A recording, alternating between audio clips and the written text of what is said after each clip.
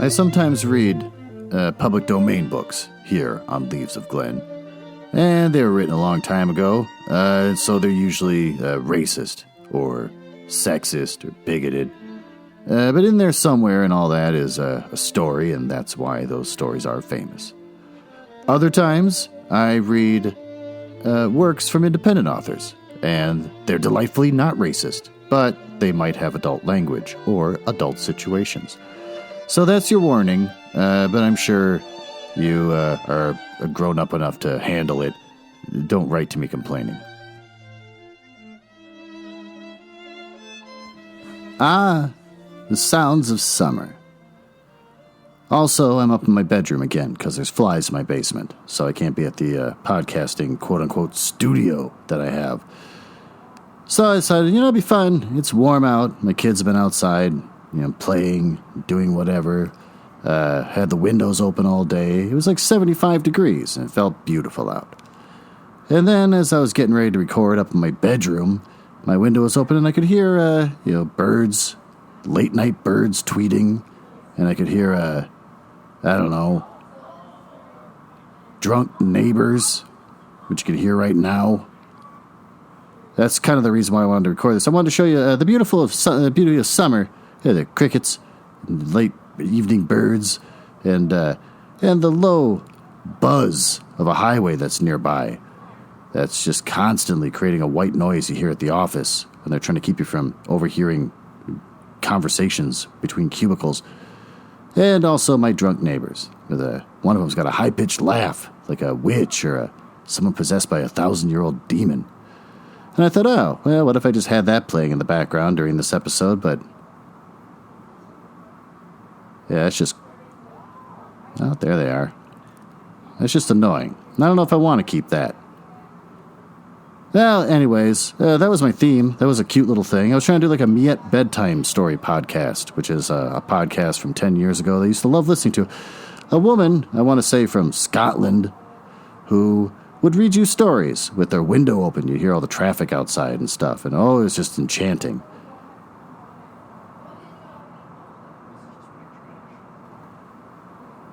Well, I'm ditching this. Let's move on to the story.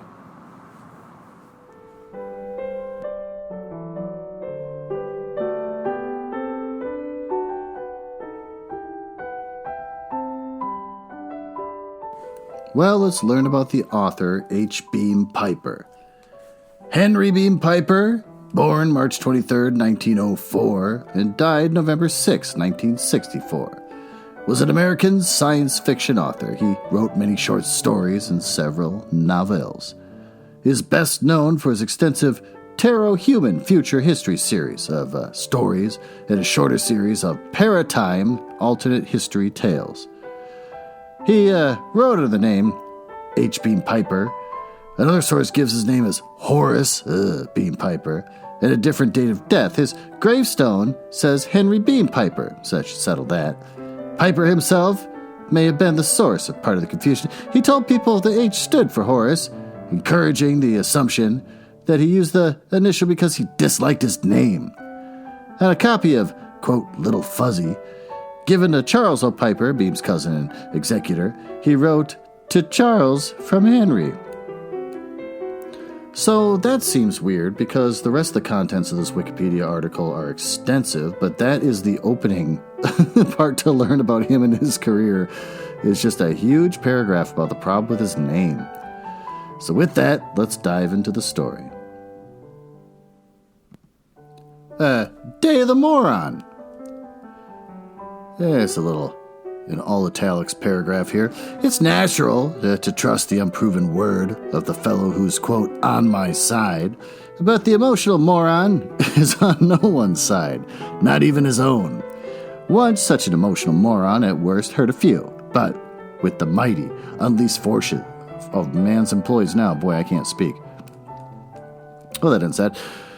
There were still, in 1968, a few people who were afraid of the nuclear power plant, oldsters, in whom the term atomic energy produced semantic reactions associated with Hiroshima.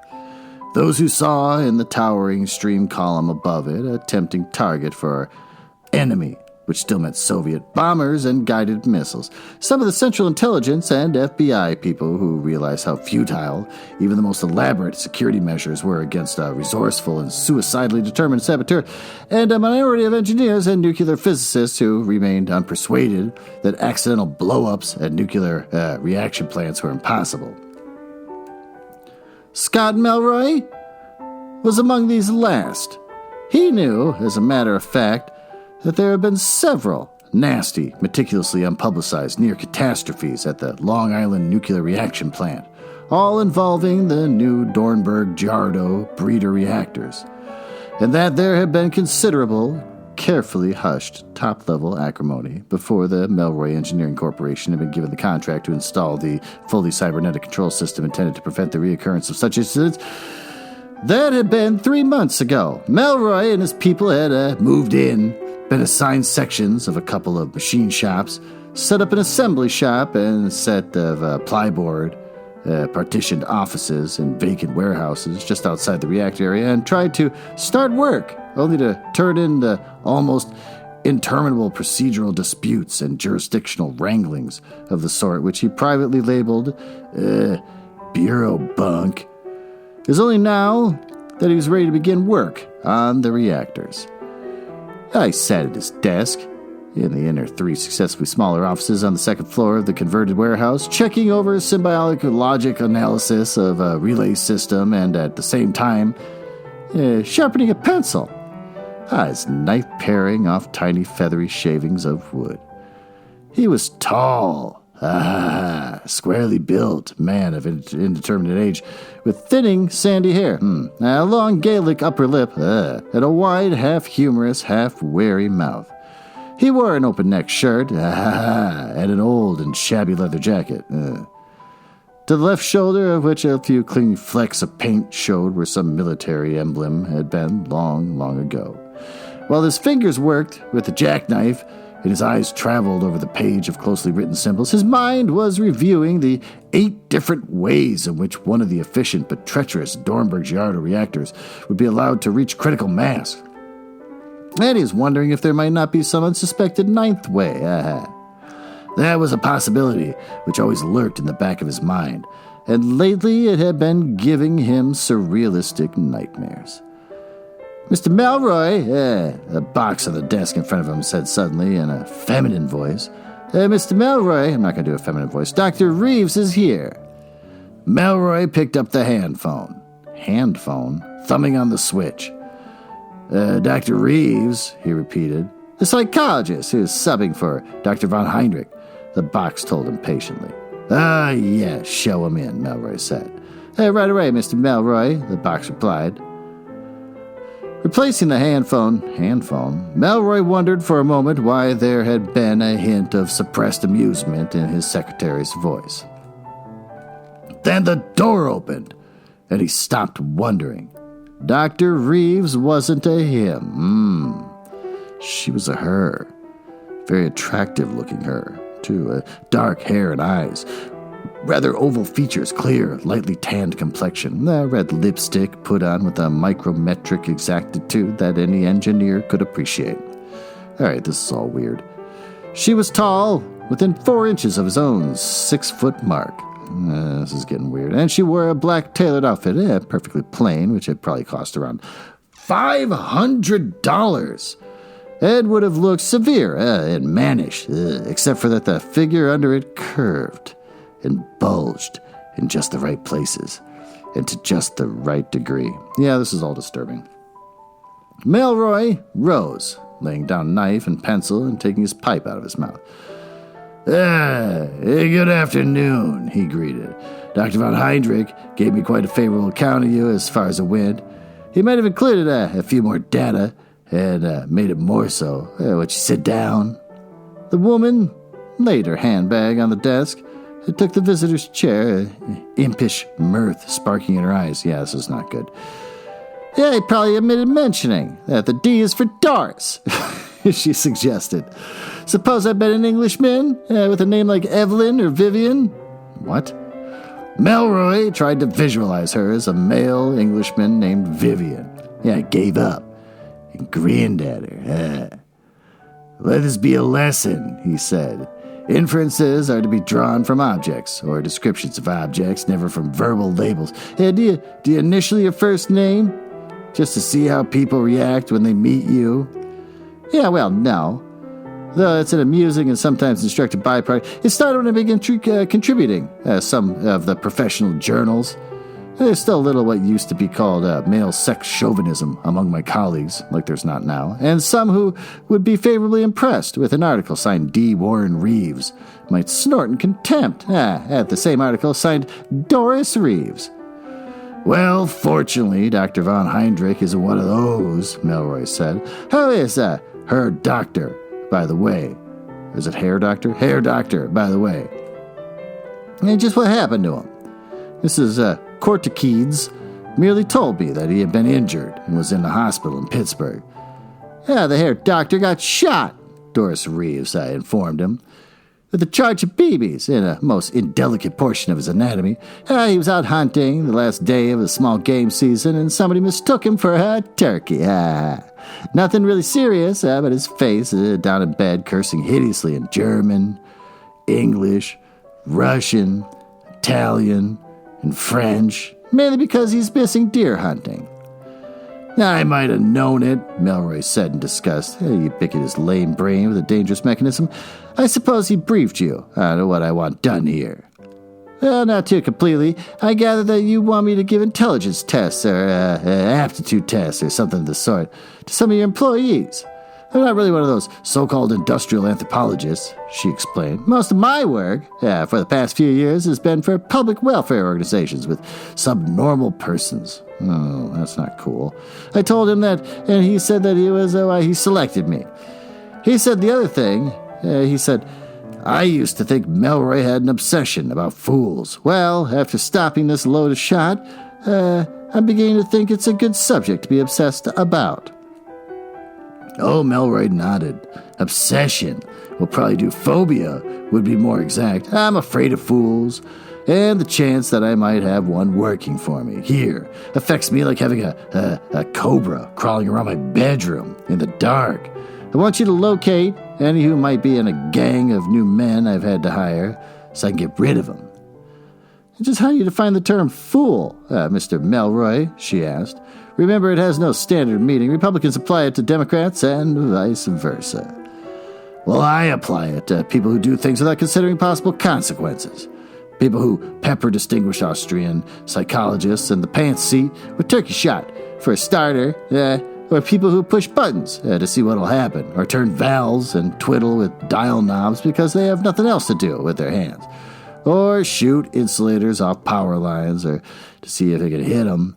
People who don't know it's loaded. People who think warning signs are purely ornamental. People who play practical jokes. People who, I know what you mean. Just day before yesterday, I saw a woman toss a cocktail into an electric heater. She didn't want to drink it, and she thought it would just go up in steam. The results were slightly spectacular. Next time she won't do that. She'll probably throw a drink into a lead ladle. All right, if there's no one around. Well, on a statistical basis, I judge that I have 3 or 4 such dud rounds among this new gang I've hired. I want you to put the finger on them, so I can bounce them before they blow the whole plant up. Which could happen, quite easily. That, Doris Reeves said, is not going to be as easy as it sounds. Ordinary intelligence testing won't be enough. The woman I was speaking of has an IQ well inside the meaning of normal intelligence. She doesn't use it. Sure. Melroy got a thick folder of his desk and handed it across. Heindrich thought of that too. He got this up for me about 5 years ago. The intelligence test is based on the new French Surrette test for mentally deficient criminals. Oh boy. Then there's a memory test and test for judgment, discrimination, semantic reactions, temperamental and emotional makeup, and general mental attitude. She took the folder and leafed through it. Yes, I see. I always liked this Surrette test. His memory test is a honey. 1 hen, 2 ducks, 3 squawking geese, 4 copulent porpoises, 5 limerick oysters, 6 pairs of Don Alfonso tweezers. I'd like to see some of these memory course boys trying to make visual images. 6 pairs of Don Alfonso tweezers, and I'm going to make a copy of this word association list. Ooh, it's really a semantic reaction test. Kobayashi would have loved it. And, of course, our old friend, the Rorschach inkblots. I've always harbored the impious suspicion that if you can prove almost anything you want to with that. But these question suggestions for personal interview are really crafty. Did Heinrich get them up himself? Oh, yes. We have stacks and stacks of printed forms on the written portion of the test and big cards to summarize each subject on. And we have a disc recorder to use the oral test. And that to be a pretty complete record of each test in case. The office door opened. And a bulky man with a black mustache entered, beating the snow from his overcoat with a battered pork pie hat, and commenting blasphemously on the weather. He advanced into the room until he saw the woman in the chair beside the desk, and then started to back out. Come on in, Sid, Melroy told him. Dr. Reeves, this is our general foreman, said Keating. Sid, Dr. Reeves, the new dimwit detector, ha ha. Sid's in direct charge of personnel, he continued, so you two will be working together quite a bit. Glad to know you, Doctor, Keating said, then turned to Melroy. Scott, you're really going through with this, then? He asked. I'm afraid we'll have trouble then. Yeah, look, Sid, Melroy said, we've been all over that. Once we start work on the reactors, you'll... Ned Purer and Joe Rickey and Steve Chalmers can't be everywhere at once. The cybernetic system will only do what it's been assembled to do, and if some quarter wit assembles one of these things wrong, he left the sentence dangling. Both men knew what he meant. Keating shook his head. This union's gonna bawl like a branded calf about it, he predicted. And if any of the dear sirs and brothers get washed out, that sentence didn't need to be completed either. We have a right, Melroy said, to discharge any worker who is, quote, of unsound mind, deficient mentality, or emotional instability, unquote. Oh, I didn't do that. Normally I say the quotes, but that one they actually spelled out the words quote and unquote. So there you go. It says so right in our union contract in nice big print. Well, and they'll claim the tests are wrong. I can't see how they could do that, Doris Reeves put in, faintly scandalized. Neither can I. And they probably won't either, Keating told her, but they'll go ahead and do it. Why, Scott, they're pulling the number 1 Dornberg Giardo tonight by 800. All right. Well, I'm not perfect. It ought to be cool enough to work on. Where we hold these tests, here? We'll have to, unless we can get Dr. Reeves security cleared, Melroy turned to her. Were you ever security cleared? By any government agency? Oh, yes. I was with Armed Forces Medical Psychiatric Division in Indonesia in 62 and 63, and I did some work with mental fatigue cases at Toronto Basin Research Establishment in 64. Melroy looked at her sharply. Keating whistled. If she could get into the Tonto Basin, she can get in here, he declared. I should think so. I'll call Colonel Bradshaw, the security officer. That way we can test them right on the job, Keating was saying. Take them in relays. I'll talk to Ben about it. We'll work up some kind of schedule. He turned to Doris Reeves. You'll need a wrist Geiger and a dosimeter. We'll furnish them, he told her. I hope that they don't try to make you carry a pistol, too. The pistol? For a moment she must have thought he was using some technical jargon term, but then it dawned on her he wasn't. You mean... She cocked her thumb and crooked her index finger. Yeah, ooh, a rod. Roscoe. The equalizer. We all have to. He half lifted one out of his side pocket. We're all United States Deputy Marshals. Wow, Marshals. I don't know what's happening to me right now. I think I'm having a stroke. They don't bother much with counter-espionage here. They won't fool when it comes to counter-espionage, but I'll get an order cut and posted. Be seeing you, Doctor. You think the union will make trouble about these tests? She asked after the general foreman had gone out. Oh, they're sure to, Melroy replied. Here's the situation. I have about 50 of my own men from Pittsburgh here, but they don't work on the reactors because they don't belong to the Industrial Federation of Atomic Workers. And I can't just pay their initiation fees. I'm having a stroke in union dues and get union cards for them because admission to this union is on an annual quota basis. And this is December, and the quota's full. So I have to use them outside the reactor area on fabrication and assembly work. And I have to hire through the union, and that's handled on a membership seniority basis, and I have to take what's thrown at me. That's why I was careful to get that clause I was quoting to Sid written into my contract. Now, here's what's going to happen. Most of the men will take the test, without protest. But a few of them will raise the roof about it. Nothing burns a moron worse than having somebody question his fractional intelligence. The odds are that the ones that yell the loudest about taking the test will be the ones who get scrubbed out. And when the test shows that they're deficient, they won't believe it. A moron simply cannot conceive of his being anything less than perfectly intelligent. Any more than a lunatic could conceive of his being less than perfectly sane. So they'll claim they're framing them for an excuse to fire them.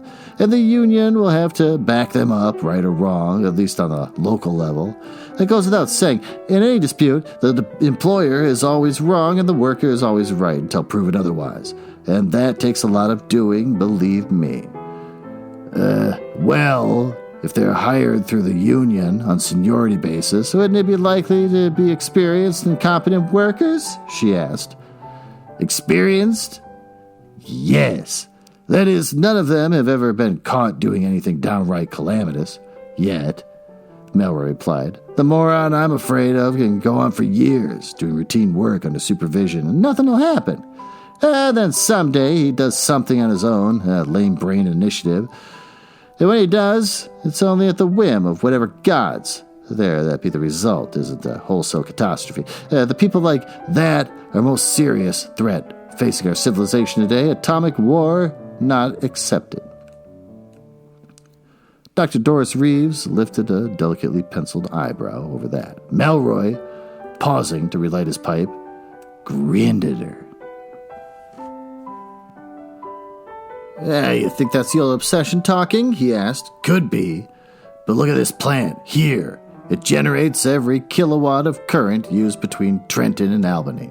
The New York metropolitan area included, except for a few little storage battery or diesel generator systems that couldn't handle 1/10 of 1% of the barest minimum load. It's been the only source of electric current here since 1962. When the last coal-burning power plant was dismantled, knock this plant out, you'll darken every house and office and factory and street in the area. You'll immobilize the elevators. Think of what that would mean in the lower and midtown Manhattan alone. And the subways, and the new endless belt conveyors that handle 80% of the city's freight traffic, and the railroads. There are a dozen steam or diesel locomotives left in the whole area, and the pump stations for water and gas and fuel oil. And 70% of the space heating is electric. Now, why, you can't imagine what it'd be like. It's too gigantic. But what could you imagine would be a nightmare?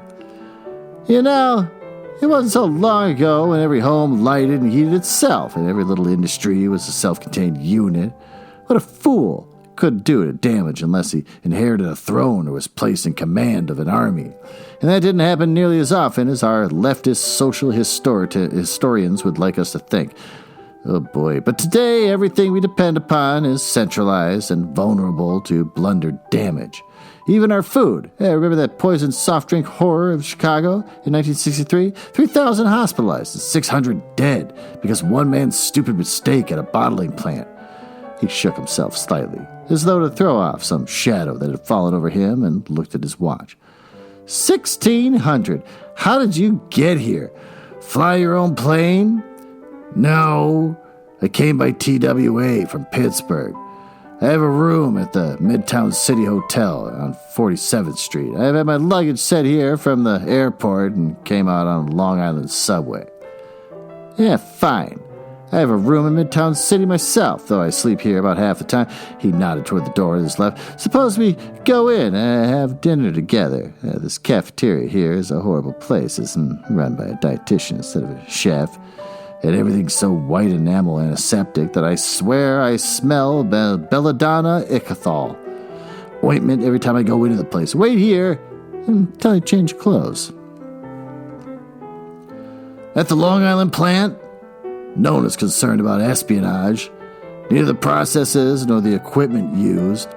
There was a secret, but the counter-espionage security was fantastically thorough. Every person or scrap of material entering the Rector area was searched. The life history of every man and woman employed there was known back to the cradle. A broad highway encircled it outside a fence, patrolled night and day by 20 General Stuart cavalry tanks. There were 1,000 soldiers and 300 atomic power authority police. And only God knew how many FBI. And the Central Intelligence undercover agents. Every supervisor, inspector, and salaried technician was an armed United States deputy marshal, and nobody outside the Department of Defense knew how much radar and counter-rocket and fighter protection the place had. But the air defense zone extended from Boston to Philadelphia, and as far as inland from Wilkes-Barre, Pennsylvania. Long Island nuclear power plant, Melroy thought, had all the invulnerability of Achilles, and no more. The 6 new Dornberg-Gerardo breeder reactors clustered in a circle inside a windowless concrete building at the center of the plant. Beside their primary purpose of plutonium production, they furnished heat for the seawater distillation and chemical extraction system, processing the water that was run through the steam boilers at the main power reactors, condensed, redistilled, and finally pumped pure into the water mains in New York. Safe outside the shielding, in a corner of high ceilinged, wow, I am having a stroke, room, was the plyboard screened on the job office of the Melroy Engineering Corporation's timekeepers and foremen. Along the far wall was the washroom and the locker room and the lunchroom of the workmen. 60 or 70 men, mostly in white coveralls and all wearing identification badges, carrying dosimeters in their breast pockets, and midget Geigers strapped to their wrists, were crowded about the bulletin board in front of the makeshift office. There was a hum of voices, some perplexed or angry, but mostly good-humored and bantering. As Melroy and Doris Reeves approached, and the talking died out and the men turned, in a sudden silence, one voice, harshly strident, continued, do they think this is anyhow? We don't have to take none of that." Somebody must have nudged the speaker, trying without success to hush him. The bellicose voice continued, and Melroy spotted the speaker, short, thick-set, his arms jutting out at an angle from his body, his heavy features soured with anger. "Like we was a lot of half-wits, or nuts, or something. Well, we don't have to stand for this. They ain't got no right."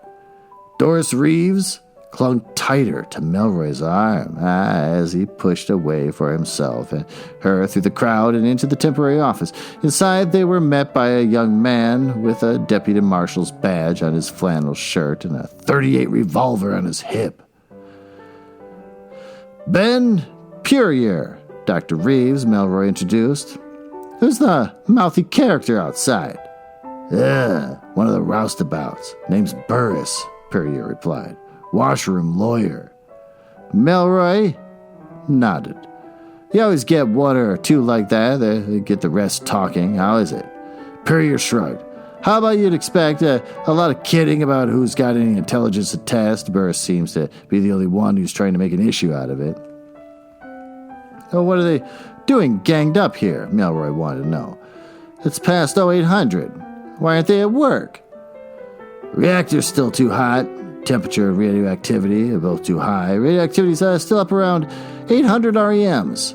Well, then we'll give them all the written portion of the test together and start the personal interviews and oral tests as soon as they're through." He turned to Doris Reeves. "Can you give all them the written tests together?" he asked. "And can Ben help you distributing forms, timing the tests, seeing if there's no fudging?" And they collected the forms and they're done? Oh, yes. All they have to do is follow the printed instructions, she looked around. On the desk, an extra chair for the interview subject. Yeah, right over here, Doctor, Puryear said. And here are the forms and the cards and the sound recorder and blank sound discs. Yes, Melroy added. Be sure to get a recording of every interview and an oral test. We may need them for evidence. He broke off as a man in a white coveralls came pushing into the office. He was a scrawny little fellow with a wide, loose-lipped mouth and a protuberant Adam's apple. Besides his identity badge, he wore a 2-inch celluloid button lettered IFAW Steward. You want to use the phone? He said. Union business. Melroy gestured toward a telephone on the desk beside him. The newcomer shook his head, twisting his mouth into a smirk. Not that one, but the one with the whisper mouthpiece, he said. This is a private union business. Melroy shrugged and indicated another phone. The man with the union steward's badge picked it up, dialed, and held a lengthy conversation into it, turning his head away in case Melroy might happen to be a lip reader. Finally, he turned. Mr. Crandall wants to talk to you, he said, grinning triumphantly. The phone extended to Melroy. The engineer picked up another phone, snapping a button on the base of it. Melroy here, he said. Something on the line started going beep, beep, beep softly. Crandall, Executive Secretary, IFAW. The man on the other end of the line identified himself. Is there a recorder on this line? Naturally, Melroy replied. I record all business conversations. Office routine. Mr. Melroy, I've been informed that you propose forcing our members and your employee to submit to some kind of mental test. Is this correct? Not exactly. I'm not able to force anyone to submit to anything against his will. If anybody objects to taking these tests, he can say so, and I'll have his time made out and pay him off. That's the same thing. A threat of dismissal is coercion. And if these men want to keep their jobs, they'll have to take the test. Well, that's stated more or less correctly, Melroy conceded. Let's just put it that taking and passing this test is a condition of employment. My contract with your union recognizes my right to establish standards of intelligence. That's implied by my recognized right to dismiss any person of unsound mind, deficient mentality, or emotional instability. Psychological testing is the only means of determining whether or not a person is classifiable in those terms. Then, in case of the test purports to show that one of these men is, let's say, mentally deficient, you intend to dismiss them? With the customary 2-week severance pay, yes. Well, if you do dismiss anybody on those grounds, the union will have to insist on reviewing the grounds for dismissal. My contract with your union says nothing whatever about any right of review being reserved by the union in such cases, only in cases of disciplinary dismissal, which this is not. I take the position that certain minimum standards of intelligence and mental stability are essentials in this sort of work, just as, say, certain minimum standards of literacy are essential in clerical work. Then you're not going to make these men take these tests, whatever they are? If they want to work for me, yes. And anybody who fails to pass them will be dropped from my payroll. And who's going to decide whether or not these men have successfully passed these tests? Crandall asked. You? Oh, good Lord, no. I'm an electronics engineer, not a psychologist. The tests are being given and will be evaluated by a graduate psychologist, Dr. D. Warren Reeves, who has a diploma from the American Board of Psychiatry and Neurology and is a member of the American Psychological Association. Dr. Reeves will be the final arbiter on who is or is not disqualified by these tests. Well, our man Koffler says you have some girl there to give the tests, Crandall accused. I suppose he means Dr. Reeves, Melroy replied. I can assure you she is an extremely competent psychologist. However, she came to me most highly recommended by Dr. Karl von Heinrich, who is not inclined to be careless with his recommendations. Well, Dr. Melroy, we don't want to have any more trouble with you than we have to have, Crandall told him. But we will insist on reviewing any dismissals which occur as a result of these tests. Yeah, you could do that. I'd advise, first, that you read over the contract you signed with me. Get a qualified lawyer to tell you what you agreed to, and then we have it. Was there anything else you want to talk about? No? Then good morning, Mr. Crandall. He hung up. All right, let's get on with it, he said. Ben, you get them into the lunchroom. There are enough tables and benches there for everybody to take the written tests and 2 relays. The union's got to be represented while these tests are going on, the union steward announced. Mr. Crandall says I'm to stay here and watch what you do with these guys. This man working for us? That's per year. Yes, Koffler, Julius, electrical fitter. Joe Ricky's gang. All right. See to it that he gets placed in the first relay for the written test and gets first turn for the orals. That way he can spend the rest of the time on duty here for the union and will know in advance what test is like. He turned to Koffler. But understand this. You keep your mouth out of it. If you see anything that looks objectionable, make a note of it, but don't try to interfere. The written tests, done on printed forms, required about 20 minutes. Melroy watched the process of oral testing and personal interviewing for a while, then picked up a big flashlight and dropped it into his overcoat pocket, preparatory to go out and inspect some equipment that he had been assembled outside the reactor area and brought in. As he went out, Koffler was straddling a chair, glowering at Doris Reeves and making an occasional ostentatious notes on a pad. For about an hour, I poked around the newly assembled apparatus, checking the wiring and peering into it, and when he returned to the temporary office, the oral testing was still going on. Koffler was still on duty as watcher for the union, but the sport had evidently palled on him, for he was now studying a comic book. Melroy left the reactor area and returned to the office in the converted area. During the mid-afternoon, somebody named Layden called him from the Atomic Power Authority Executive Office, wanting to know what was the trouble between him and the IFAW, and saying that a protest against his alleged high-handed and arbitrary conduct had been received from the union. Melroy explained at length. He finished. You people have 20 Stuart tanks and a couple of 1,000 soldiers and cops and undercover men here guarding against sabotage. Don't you realize that a workman who makes a stupid or careless or impulsive mistake is just as dangerous as the plan as any saboteur? If somebody shoots you through the head, it doesn't matter whether he planned to murder you for a year or just didn't know the gun was loaded. You're as dead as one way or the other. I should think you should thank me for trying to eliminate a serious source of danger. Now, don't misunderstand my position, Mr. Melroy, the other man hastened to say. I sympathize with your attitude entirely. But these people are going to make trouble. Oh, if they do, it'll be my trouble. I'm under contract to install this cybernetic system for you. You aren't responsible for my labor policy, Melroy replied. Or have you had much to do with this man Crandall yourself? Oh, have I had? Layton sputtered for a moment. I'm in charge of personnel here, and it makes this top priority target all the time. Well, what sort of character is he, anyhow? When I contracted with the IFAW, my lawyer and their lawyer handled everything. I'd never even met him. Well, he has his job to do, the same as I have, Layton said. He does it conscientiously, but it's like this. Anything a workman tells him is the truth. Anything an employer tells him is a dirty lie. Until proven differently, of course, but that takes a lot of doing. He goes off half-cocked all the time.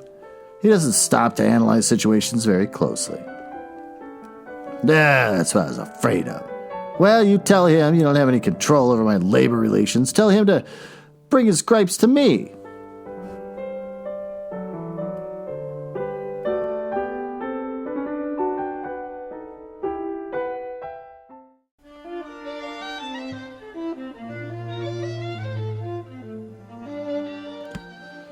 Well, that turned out to be really long and laborious.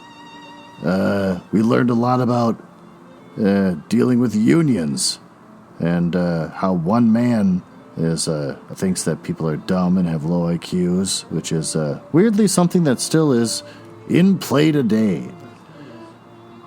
As you can hear, I've got the background noises going. Really just trying to milk that as much as I possibly can, trying to make that still a theme that is failing horribly. And now we're hearing police sirens, so that's not fun. What did we learn from this episode? We learned that a man who's potentially a jerk, weirdly sexist towards the one doctor that comes in, doesn't like people that he thinks are dumb for security reasons, and that's pretty much it. So, had to break this into 2 parts, and God, I hope the next part is far more interesting than this turned out to be. Well, thanks for putting up with that. Thanks for putting up with my experiment of trying to have beautiful summertime sounds. And I will see you next week.